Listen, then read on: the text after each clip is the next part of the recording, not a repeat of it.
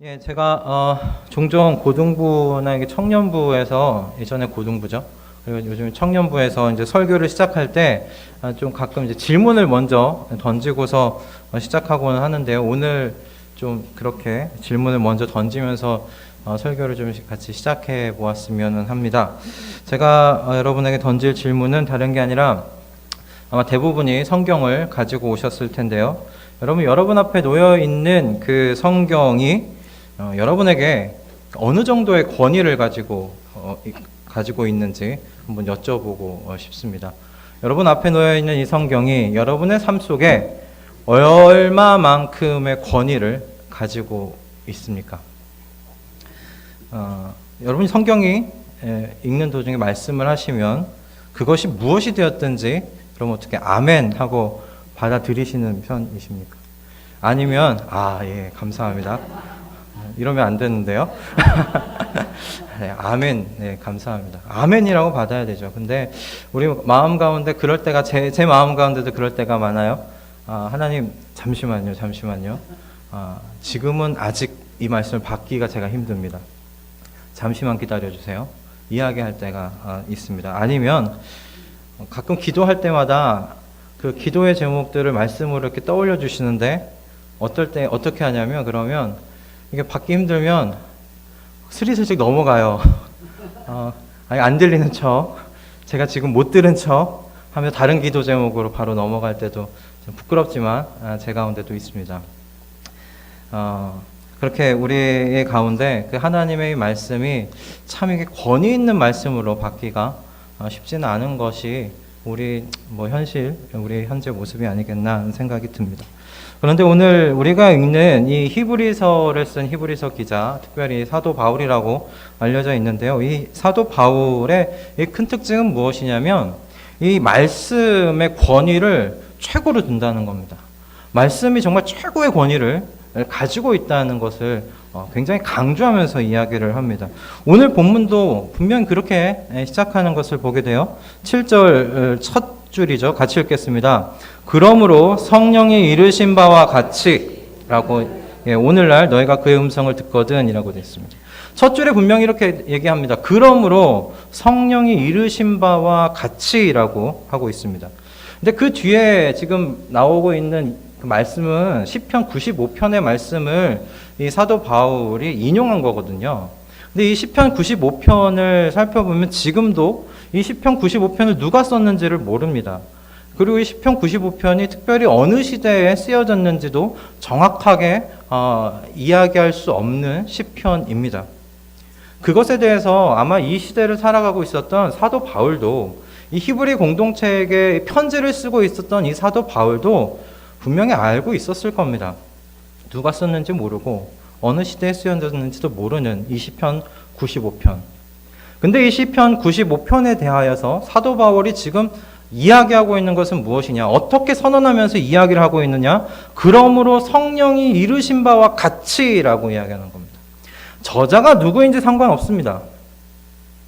저자가 누구인지는 몰라도 괜찮다는 거예요. 이 말씀은 성령이 주신 것이다. 라는 이 사도 바울 가운데 있는 이 시편 95편에 대한 이 말씀의 권위에 대한 강한 믿음이 있는 것을 보게 됩니다. 이 말씀은 하나님의 성령께서 주신 것이죠. 이 첫 줄을 묵상하면서 제 마음 가운데 먼저 하나님께서 이 시대를 보며 슬퍼하시는 것 같다라는 마음이 들었습니다. 하나님께서 정말 특별하게 영감을 주셔서 참 수많은 사람들을 통하여서 주신 이 말씀입니다. 이 말씀이 하나님의 백성 가운데 우리의 손 가운데 왔습니다. 근데 정말 이 말씀이 우리의 삶의 최고의 권위를 가지고 있느냐라는 겁니다. 이 말씀이 이야기를 하면 아멘이라고 대답하며 이 말씀이 멈추라고 하는 곳에서 멈추고 가라고 하는 곳까지 가는 것이 우리의 삶이냐 내 모습이냐라는 것이었습니다. 제가 먼저 물어오시더라고요. 너에게 정말 말씀이 그러냐? 성경이 정말 그러냐? 이 말씀이 설교의 도구로 전락한 것은 아니냐? 제게 먼저 말씀해 오시는 거예요. 가끔 큐티할 때마다 피는 그런 것은 아니냐? 이게 정말 내 삶의 최고의 권위라면, 내 삶의 울타리라면 너가 어떻게 설교할 때만 이 성경을 펼 수 있겠느냐? 하나 내 영감을 가지고 수많은 사람들을 통해 너에게 준 이 말씀을 어떻게 그렇게 가질 수 있겠느냐 이야기하시는 것 같습니다. 먼저 하나님의 성령께서 이 말씀을 우리에게 주십니다. 여러분의 삶 가운데 여러분 이 말씀이 정말 최고의 권위를 가지시는 말씀 되시기를 주님의 이름으로 축원드립니다. 여러분 말씀이 내 안에서 그런 권위의 자리를 갖지 않으면 여러분 우리는 이 말씀을 쉽게 외면할 수 있는 사람들입니다. 제가 기도의 자리에서 떠오르는 그 말씀을 외면하듯이 못 본 척, 못 들은 척 할 수 있습니다. 내가 이 말씀이 내 삶의 최고의 권위를 가지고 있어. 이건 정말 성령께서 주신 말씀이야. 라는 이 마음에 확증이 없고선 여러분 우리가 말씀을 취사 선택할 수 있습니다.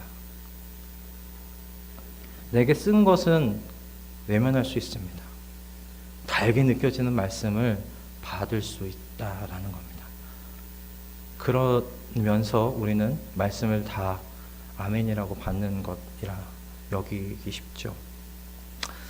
히브리서 기자가 먼저 시편 이 95편을 인용하기에 앞서서 성령이 이르신 바와 같이라고 말씀하시는 것은 지금 그 다음에 올 시편 95편에 인용할 이 말씀이 사실은 좀 어려운 말씀이기 때문입니다. 받기에 그리 달지 않은 말씀이기 때문이에요. 그래서 이 히브리서를 쓴 사도 바울이 이렇게 선언하고 나가는 것 아니겠나 생각합니다. 이 말씀은 성령이 이르신 것입니다. 오늘날 너희가 그의 음성을 듣거든, 말씀을 통해서 하나님의 이 음성을 오늘날 듣거든 그 말씀에 순종하기를 바란다라는 것이죠. 여러분 하나님의 이 권위 있는 말씀은 여러분 참 신비한 것이 무엇이냐면요.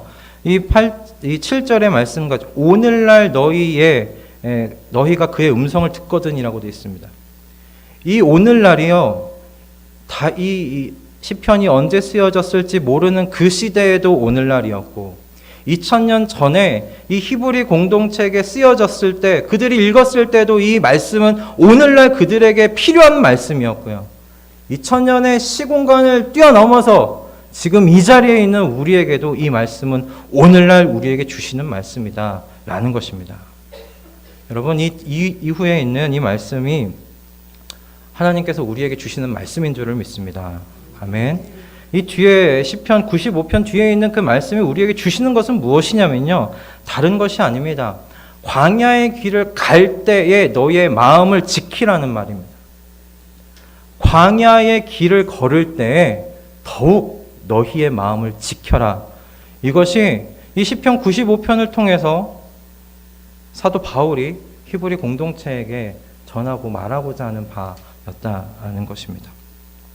여러분 8절에서 보면 하나님의 말씀은 분명하게 이렇게 이야기합니다. 그 광야에서 시험하던 때와 같이 너희의 마음을 강팍하게 하지 말아라 라고 8절에서 이야기를 합니다. 그죠? 광야에서 시험하던 때와 같이 너희의 마음을 강팍하게 하지 말아라. 즉 마음이 강팍해지려는 것을 지켜라 라는 말씀이죠. 8절의 말씀은 그렇습니다. 먼저 이 마음을 지키라는 것인데, 근데 이 마음을 지키라는 이 장소가 어디죠? 광야입니다. 광야예요. 마음이 강팍해지지 않도록 지켜야 하는 곳이 어디냐면 이 광야라는 겁니다. 여러분, 이 광야가 어떤 곳이죠? 광야는 사실 모든 게 부족한 곳입니다. 먹을 것도 부족하고 잠잘 만한 곳을 찾기도 부족한 곳입니다. 그죠? 그리고 그 물을 찾기도 참 어려운 곳이 이 광야입니다. 그리고 오늘 뭐 물을 찾았어요. 그리고 오늘 또 먹을 것을 좀 찾았어요. 근데 바로 뭐예요? 내일이 걱정되는 곳이 광야예요. 내일도 물을 만날 수 있을까? 내일도 먹을 만한 것을 찾을 수 있을까? 내일이 걱정되는 곳이 사실 광야입니다. 그래서 이 광야가 참 특별한 곳인데, 참 고되고 힘든 곳인데, 하나님께서는 이스라엘 백성을 광야에 넣습니다. 하나님께서 이스라엘 백성을 광야에, 이스라엘 백성이 스스로 광야로 들어간 것이 아니지 않습니까? 광야로 이스라엘 백성을 인도하신 것이 하나님이십니다. 이렇게 생각하면 이스라엘 백성이 그 뿔나는 것도 뭐 이상한 건 아니다 사실 생각을 해요. 목은 타들어 가는데 마실 물이 없어요. 구름 기둥으로 뜨거운 햇볕은 이렇게 가려 주셨지만 내 발밑에서 이렇게 나풀나풀 흘러 이렇게 먼지가 나는 이 흙과 이 모래바닥을 계속 걷는 것은 사실 힘든 것입니다. 애굽에서 사실 이렇게 홍해가 갈리면서 나가기까지는 참 즐거웠을 것 같아요. 야, 이제 애굽을 나가는구나. 종살이 됐던 곳을 나가는구나. 야, 내 인생 이제 풀리려나 생각하지 않았을까요? 내 인생 이제 풀리겠지 생각하고 나아가서 맞닥뜨린 곳이 광야라는 겁니다. 그걸 보면서 그런 생각했습니다. 예수님 믿으면 내 인생 풀릴 거야 라고 처음에 그렇게 생각하지 않았나요? 예수님 믿으면 이거 다 잘 돼야 된다. 뭔가 이상하게 꼬이면 이상한 거예요. 힘들어지면 이상한 거예요. 하나님을 믿으면 복 받을 줄 알았습니다. 하던 사업도 뭐 잘 되고 자식들도 좋은 대학을 가서 내가 원하는 대로 잘 클 것을 기대할 수도 있고요. 무엇인가 막혔던 인생이 술술 풀릴 것을 기대할 수도 있어요. 근데 뭔가 이제 꼬여가는 거예요. 기대했던 자녀가 갑자기 신학교를 가겠다라고 딱 이야기를 한다거나, 믿었던 딸이 목사에게 제가 결혼하겠다고 한다거나, 믿기 전에는 뭔가 탈세를 해도 괜찮았는데 믿고 난 다음에는 이게 찜찜해지는 거죠. 이렇게 하면 안 될 것 같은데 막 불편해지는 겁니다. 다 내자니 전에 살던 생활이 더 쪼그라들 것 같습니다. 예수님 믿었더니, 하나님을 믿었더니 생활이 더 불편해져 가는 거예요. 세상 살기 조금 쉬워질 줄 알고 풀려질 줄 알았는데 뭔가 더 힘들어지는 거죠. 여러분, 이스라엘이 걸었던 그 광야가 사실 우리가 걷는 인생의 광야의 모델입니다. 그들이 걸었던 그 광야를 우린 인생의 광야로 걷고 있는 줄을 믿습니다. 그리고 하나님께서 말씀해 오시는 거예요. 그 인생의 광야길에서 마음을 지켜라. 그 인생의 광야길에서 마음을 지켜라. 왜냐하면 마음을 지켜야 하나님의 길이 보이기 때문입니다. 여러분, 광야의 그 길에서 마음을 지켜야 하나님의 길이 보입니다. 그때야 하나님의 길이 보입니다. 9절과 10절을 여러분 같이 읽겠습니다.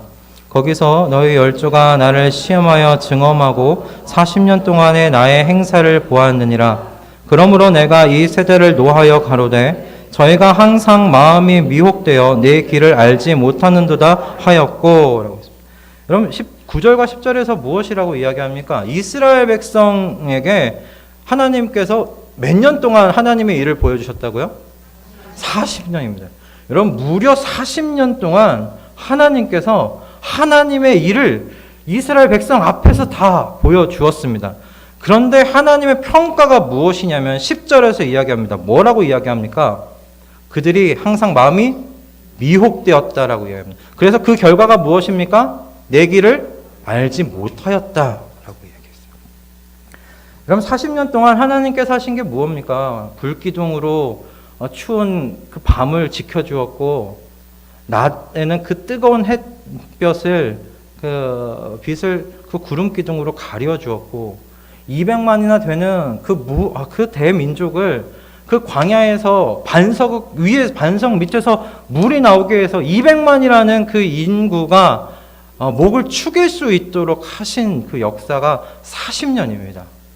끊임없이 한 번도 빠트림없이 아침에는 만나를 저녁에는 메추라기를 보내주셔서 그들이 굶지 않도록 하셨고 그들의 신과 발이 40년 동안 헤어지지 않았다고 이야기합니다. 그들의 신과 입은 옷이 40년 동안 그대로였어요. 그들을 그렇게 보살폈던 것이 하나님이셨습니다. 그런데 그렇게 40년 동안 하나님의 일을 보여주었는데 그들이 무엇이라고요? 하나님의 길을 알지 못한다. 그들이 내 길을 몰라. 내 뜻을 몰라.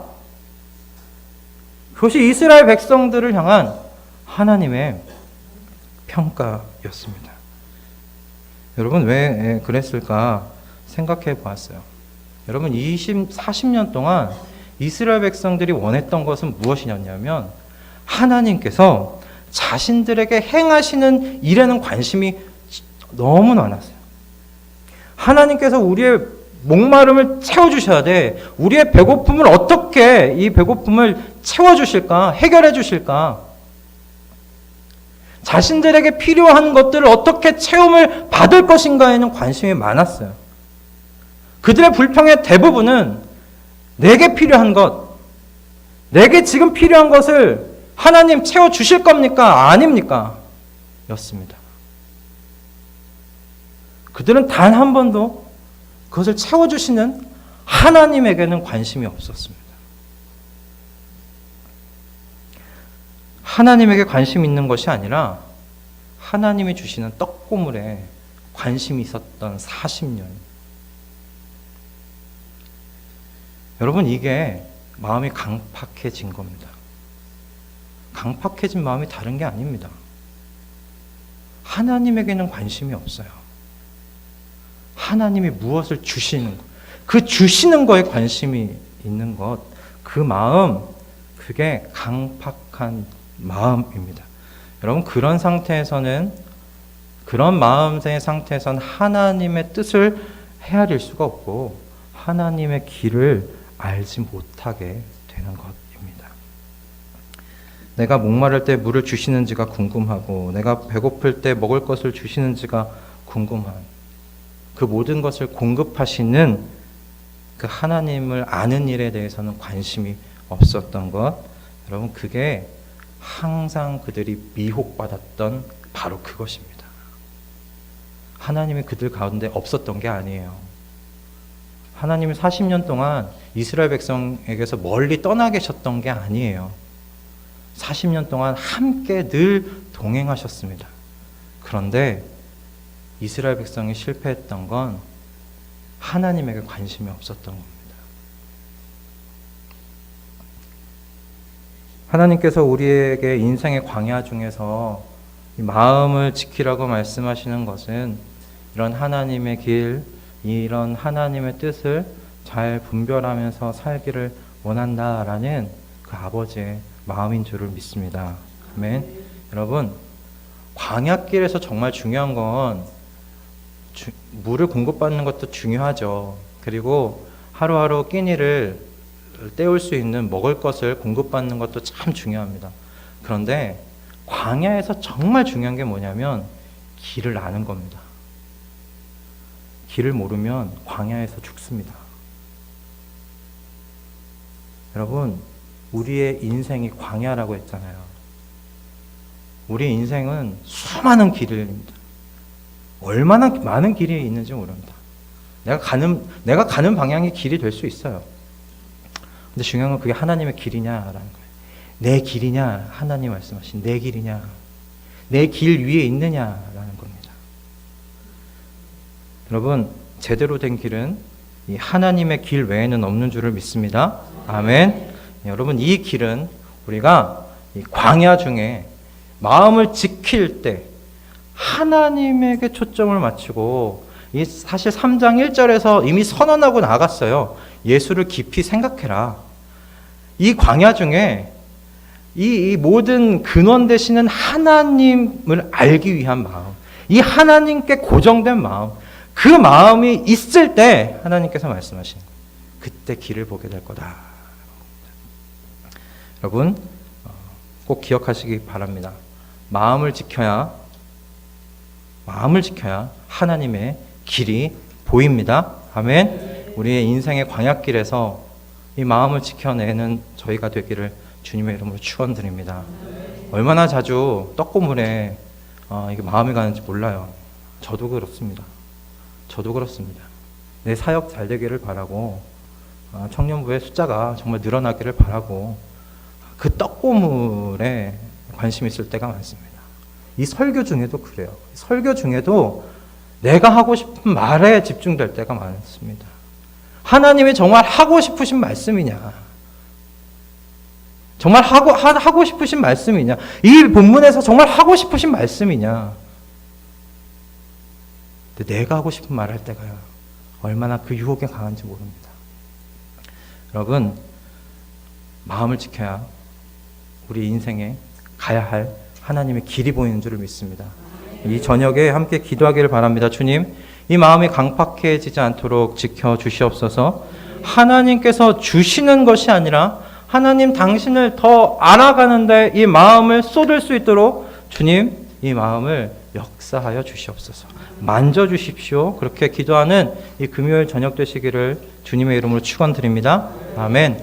두 번째는 우리가 인생의 길에서 이 하나님께서 마음을 지키기를 원하시는 것은 앞에서 이야기한 대로 우리가 그래야 하나님의 길을 알 수 있기 때문입니다. 두 번째는 무엇이냐면 우리가 마음을 지키기를 원하시는 것은 하나님께서 약속하신 안식을 누릴 수 있기 때문에 그렇습니다. 우리가 마음을 지켜야 하나님께서 약속하신 그 안식으로 우리가 들어갈 수 있기 때문입니다. 이스라엘 백성들에게 하나님께서 약속하신 그 안식의 땅은 가나안이었습니다. 그렇죠? 하나님께서 이스라엘 백성에게 그 가나안이란 땅을 약속을 하셨어요. 사실 그들에게 그 땅은 거의 그 주어진 땅과도 같았습니다. 거의 주일날 저희 담임 목사님의 말씀에 따르면 거의 99%가 이 이스라엘 백성이 가나안 땅에 들어갈 수 있는 것이었어요. 그저 그들이 그 하나님께서 주신 그 약속을 약속을 주신 하나님을 끝까지 신뢰하기만 하면 사실은 가나안 땅은 그들의 것이었습니다. 그러나 그들이 하나님을 끝까지 신뢰하는 데 실패하고 그 안식 가운데 들어가지 못하는 40년 동안 광야를 맴도는 그 40년의 생활을 하게 됩니다. 오늘날 저와 여러분이 이 11절의 이 말씀이죠. 이 11절의 말씀 속에서 알 수 있는 건 뭐냐면 여러분 안식이라는 것이 분명하게 약속된 것이다라는 겁니다. 이스라엘 백성에게 가나안 땅이 분명하게 약속된 안식의 처소였다면 사실 11절 이 말씀은 우리에게 주시는 말씀이에요. 오늘날 너희에게도 안식이 약속되어 있다라는 것입니다. 11절의 말씀을 함께 읽겠습니다. 내가 노하여 맹세한 바와 같이 저희는 내 안식에 들어오지 못하리라 하셨다 하였으니, 여러분 내 안식에 들어오지 못하였다 하였으니 그러니까 내 안식이 있다는 거예요. 하나님께서 약속하신 안식이 있다는 겁니다. 여러분 이 말씀을 읽었을 히브리 공동체는 가나안 땅에 대한 약속이 있었던 사람들이 아닙니다. 그렇죠? 이미 몇 천년의 천년의 그 시대를 넘어온 사람들이기 때문에 그래요. 분명히 여기에는 다른 이 안식에 대한 의미가 있었던 것이죠. 여기서 이야기하는 그 안식은 하나님께서 주시는 그 안식을 의미하는데 그것은 지금 죽어서 가는 하나님 나라에 대한 안식이 아닙니다. 여러분. 내 안식에 들어오지 못하리라 하였으니 할 때 이 안식은 우리가 하나님 예수님을 믿고 죽어서 하나님 나라 갔을 때 그때 얻는 안식을 이야기하는 것이 아닙니다. 이 약속된 안식은 지금 내가 살고 있는 지금 이 인생의 광야 속에서 누리는 안식에 대한 약속입니다. 여러분 이 시간 좀 기억하셔야 될 것은 이겁니다. 여러분 좀 뭔가 생각을 사고를 전환시켜야 되는데 그럼 안식이 그냥 주어지는 게 아닙니다. 안식이라고 이야기할 때 우리는 그 안식은 모든 위험이 사라지는 것이죠. 평안 가운데 있는 것입니다. 그것을 우리는 그 안식이라고 이야기를 하기도 합니다. 여러분, 그 안식은 어떨 때 나타나는 것이냐면, 그건 안식은 이게 결과예요, 결과. 하나님이 다스리시는 결과가 안식입니다. 이해가 되십니까? 하나님이 너무나 완전하고 완벽하게 통치하시고 다스리기 때문에 나타나는 결과가 안식이라는 겁니다. 여러분, 시편 23편을 한번 잘 떠올리시면서 생각해 보십시오. 시편 23편에서 그 여호와는 나의 목자시니 내게 부족함이 없으리로다 이야기하고, 그 양이 지금 처음에 어디를 갑니까? 푸른 초장으로 가죠. 푸른 초장이 나를 누이시며라고 이야기를 합니다. 그리고 물가인데 어떤 물가를 이야기합니까? 쉴 만한 물가로 나를 인도하시는도다라고 이야기합니다. 여러분, 이 물가가 쉼터가 될 수 있다는 것은, 푸른 초장에서 배를 드러내놓고 누울 수 있다는 것은 뭔가 완전하게 완벽한 보호 아래 있지 않으면 어려운 것입니다. 누가 완벽하게 지켜주지도 않는데, 완전하게 나를 보살펴 주지 않는데 푸른 초장에서 배를 누이고 누워 있습니다. 물가가 쉴 만한 곳이라고 이야기합니다. 물가가 쉴 만한 곳은, 그 물가가 쉴 만하다라고 느낄 수 있는 건 누구냐면, 세상적으로 봤을 땐 제일 그 먹이 사슬의 가장 위에 있는 자입니다. 여러분, 초식동물에게는 물가는 쉴 만한 곳이 아닙니다. 육식동물이 호시탐탐 어떻게 하면 잡아먹을까 노리고 있는 곳이 물가입니다. 초식동물 중에 물가에서 쉼을 얻는 초식동물은 없습니다. 물가가 정말 쉴 만한 곳은 스스로 지킬 만한 뭔가 있는 자들, 어떤 그 동물들이 물가가 쉴 만하죠. 근데 여기서 이야기하는 거 양이잖아요. 양이 물가가 쉴 만하다고 이야기를 하고, 푸른 초장이 누이시며라는 것은 그 양을 돌보는 목자가 얼마나 완벽하게 그 지역을, 양이 있는 그곳을 보호하고 다스리고 있는가, 그것을 떠올릴 수 있다는 거죠.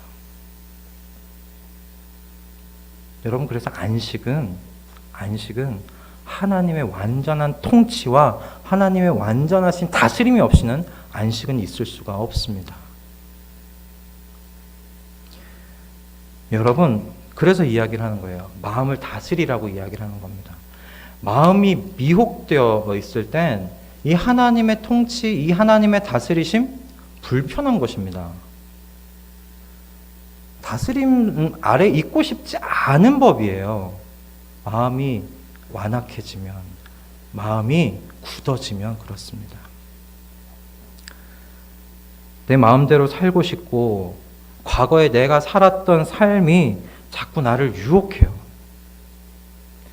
그게 더 달아 보여요. 그게 더 기뻐 보여요. 너무 그 유혹이 강렬하죠.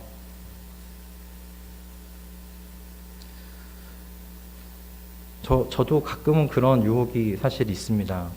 예전에 군대 있을 때 정말 군대 얘기를 잘 안 하는데요. 오늘 잠깐만 할게요. 군에 있을 때 처음에 이제 신병교육대에 들어갔습니다. 그때가 4월 초였는데, 신병교육대에서 4월 말쯤에 막 이렇게 삽을 들고서 여러 초소를 이렇게 다 이렇게 보수공사를 합니다. 너무 힘들었던 거예요. 근데 힘들 때 제가 처음 생각났던 게 무엇이냐면, 가끔 그 시원한 맥주가 생각이 났습니다. 그때 정말 맥주를 좋아했거든요. 목을 타고 넘어가는 그 시원한 맥주가 그때 너무 이렇게 마음에 들어왔었어요. 여러분, 사실 가끔 맥주는 생각은 안 나는데요. 와인이 이렇게 보일 때도 사실은 있습니다. 그냥 가끔은 이렇게 좀 자유를 누려도 되지 않을까? 내가 나를 너무 올가매는 건 아닐까? 라는 생각이 들곤 하는데, 그럴 때마다 그것은 제가 하나님 앞에 놓아놓은 그 어떤 하나님과 약속한 것이 있어서 그것을 지켜 나가고 있습니다. 근데 중요한 건 뭐냐면, 제가 그러고자 하는 건 뭐냐면, 하나님의 통치를 벗어나는 게 사실은 좀 두렵기도 합니다. 하나님의 다스림 안에 어떻게든 거하고 싶은 그 마음이 제 안에 소원으로 남아있기 때문에 그렇습니다. 사실 그 본성적으로 하나님께서 주신 그 새 가슴이어서 그런지도 모르겠어요. 가슴이 작아서 잘 이렇게 두려워해요. 그런 부분에서 겁도 많고. 근데 그게 참 축복이다 생각이 들어요. 하나님의 통치를 벗어나는 것을 겁내하는 것, 하나님이 다스리시는 그 둘레를 벗어나기를 무서워하는 거, 여러분 그거 부끄러운 거 아닌 줄 믿습니다. 세상 사람들은 보기에 뭐 이렇게 소심해 라고 이야기할 수 있고, 세상 사람들이 보기에는 답답하게 보일 수 있는 것이지만, 여러분 그것이 하나님이 약속하신 인생의 광야길에서 약속하신 안식을 누리는 길이라고 믿습니다. 여러분 하나님의 통치에서 벗어나는 것, 하나님의 다스림에서 벗어나는 것을 두려워하실 줄 아는 마음 가지시기를 주님의 이름으로 축원드립니다. 여러분 우리를 미혹하는 사단이요, 그 거짓의 아비라는 사실을 늘 기억하십시오. 사단은 거짓의 아비입니다. 그 안에는 진실과 진리가 없습니다. 모든 게 거짓입니다. 하나님의 말씀이 우리에게 주신 게 아니라면 사단이 주는 그 과거의 것을 통한 유혹은 여러분 다 거짓말입니다. 절대 거기 안식도 없고, 절대 그곳이 기쁘지도 않고, 절대 그곳이 평화로울 수가 없습니다. 첫 맛만 기쁘고 첫 맛만 그 평화로울 뿐이지 그 끝맛은 쓴맛인 줄을 우리가 다 아실 수 있기를 주님의 이름으로 축원드립니다. 네, 그래서 주님의 말씀의 그 다스림 가운데 주님, 제가 겸손히 나아갈 수 있도록 해주십시오. 주님의 다스림에서 주님의 그 통치에서 한 발자국이라도 넘어가는 것을 제가 두려워하고 무서워할 수 있는 그 마음을 이 저녁에 제게 허락하여 주시옵소서. 그렇게 주님께 기도하는 이 금요일 저녁 되시기를 주님의 이름으로 축원드립니다. 네, 그러할 때 분명하게 하나님께서 약속하십니다. 내 안식에 들어오게 될 것이다 얘기합니다. 이 인생의 광야길에서 분명히 그 하나님의 통치 아래에 있는 그 다스림 안에 있는 안식을 누리시게 될 줄로 분명히 믿습니다. 아멘. 그 믿음으로 인생의 광야길을 걸어가시는 저와 여러분 되기를 바랍니다. 말씀을 정리하겠습니다. 여러분, 마음이 사실 어디서부터 굳어질까 본문을 보면서 생각했는데, 이 본문이 사실 그 차례를 보여주는 것 같아요. 작은 그 위에서부터가 바로 그 차례이구나라고 생각하겠어요. 하나님의 이 마음이 굳어지는 전조가 어디이냐? 하나님의 말씀이 최고 우선순위, 최고의 권위가 아닌 거예요. 거기서부터 시작입니다. 하나님의 말씀을 우리의 삶의 최고의 권위로 두지 않는 그 순간부터 우리의 마음은 조금씩 굳어지기 시작합니다. 인생의 광야길 위에서 이 성경을 들고 읽을 때마다 여러분 이 7절의 말씀이 생각나실 수 있기를 바랍니다. 성령이 이르신 바와 같이 오늘날 너희가 그의 음성을 듣거든. 이 말씀이, 우리의 손 위에 든 이 성경의 이 말씀이 하나님의 성령께서 내게 주신 오늘날의 말씀이라고 믿고 이 말씀을 우리의 삶의 최고의 권위로 두는 저와 여러분 되시기를 주님의 이름으로 축원드립니다. 아멘. 이 말씀을 최고의 권위로 둘 때 어떤 일이 일어나느냐? 광야길 위에서 하나님의 길을 발견하게 됩니다. 하나님의 길을 발견하는 부드러운 마음이 되는 것을 보게 됩니다. 하나님의 마음이 굳어지기 시작하면 우리는 하나님께서 내게 행하시는 일이 중요합니다. 하나님이 행하실 일에 더 마음을 두게 됩니다.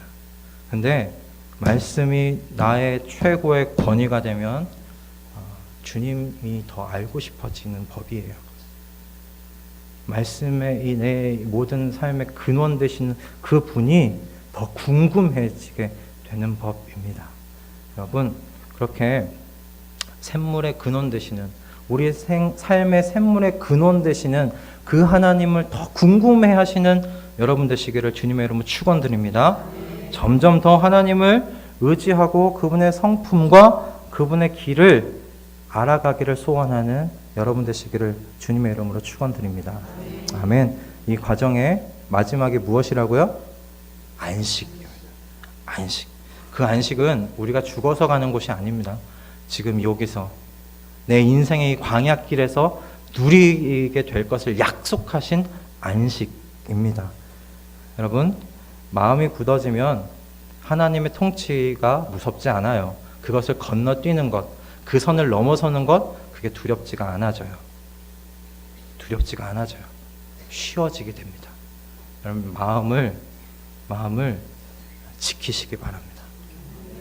하나님의 통치의 그 선을 넘어서는 것, 그게 두렵고 무서워지는 그런 마음 가지시기를 주님의 이름으로 축원드립니다. 아멘. 그렇게 하나님께서 이 땅 가운데 사는 동안 우리에게 약속하신 그 안식을 누리고, 그리고 나만 누리는 게 아니라 내 형제와 자매들도 누리게끔 초대하는 저와 여러분 다 되시기를 마지막으로 축원드리며 기도하겠습니다.